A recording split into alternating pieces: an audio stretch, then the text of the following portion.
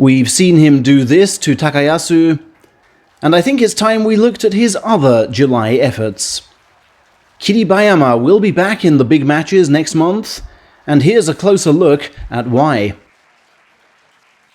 Although still one of the lighter top division men, he is stockier than before, as shown in his opener, coolly deflecting the charge of bodybuilder Kiribayama, then trapping him in his feared force out, improvising with the outside left.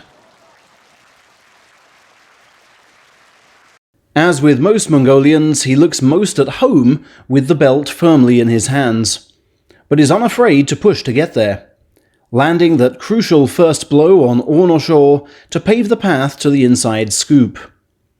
From there, the outside right comes over to grip and drive, and we have something approaching his favoured stance, with the left on the inside. Here, he tries the same throat-hitting charge, but is brushed off and breached by compatriot Chiyoshoma's left, slowing the pace of the bout. A number of reversal attempts ensue before Kiribayama starts to rattle his saber and display his left arm power. He seems far more concerned with Shoma's inside left than leg trip threat, calmly resisting with a deft shift of right foot, then reaching across for his outside right. From there he decides to pivot leftwards, and it works better than planned, Shoma's protective sock simply losing its grip. On day 5, you see him go back to the left parry in this bout with Okinomi. Perhaps it's his special weapon against veterans.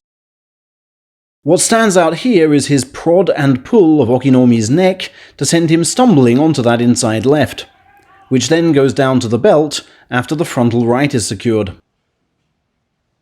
Okinomi, though, has a mean inside left of his own, and actually seeks to throw his way out of trouble at the rope, causing Kiri to retreat. Then Oki brings his overhand right into play, the resultant swing startling Kiri and shaking his right from the belt. In this position, pre-injury Okinomi really should win. Kiri's right is nonplussed.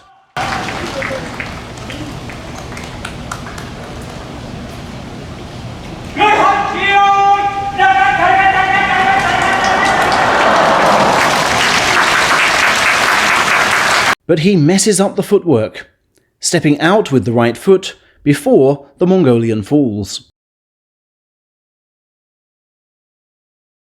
Kiribayama hasn't been quite the prolific thrower he was since injuring his left shoulder last September, but he can't shed that core part of his identity. Here he does wonderfully well to kick forward with the right to stand Aoiyama up, then reverse direction from the left.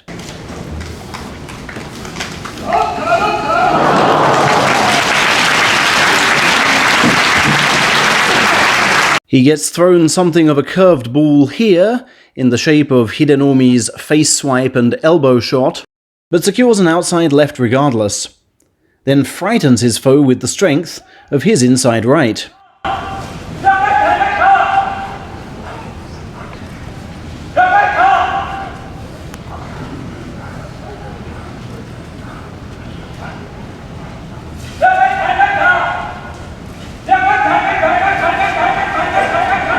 To Hidenomi's credit, he battles well to the finish, even toying with the pulling throw from inside right.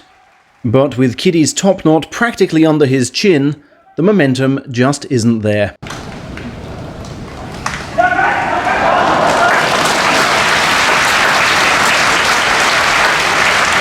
The final Kiribayama win I have on video is this one, over Shima no Umi, where his hand speed really shines. Right to the throat, left inside on the turn, right under the shoulder, and drive. That took the 25-year-old to 9 wins and into the highest Maegashira ranks for next time.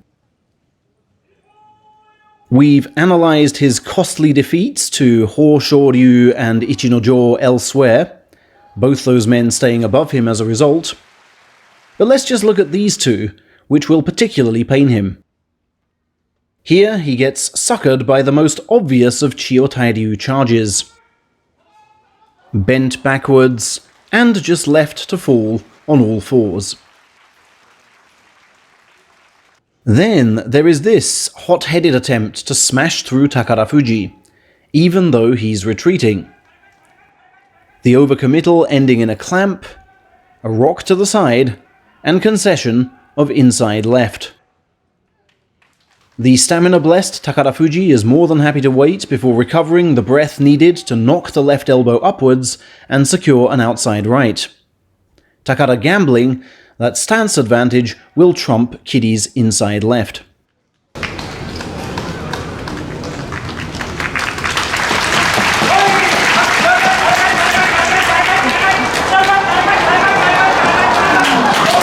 Which, with the shoulder firmly backing up the inside left, it most certainly does. A left-sided attack which encourages a left-hander to move leftwards is perhaps ill-advised, and something Kiribayama will have to correct right from the initial impact. Let's hope he's even better equipped to excite us in September.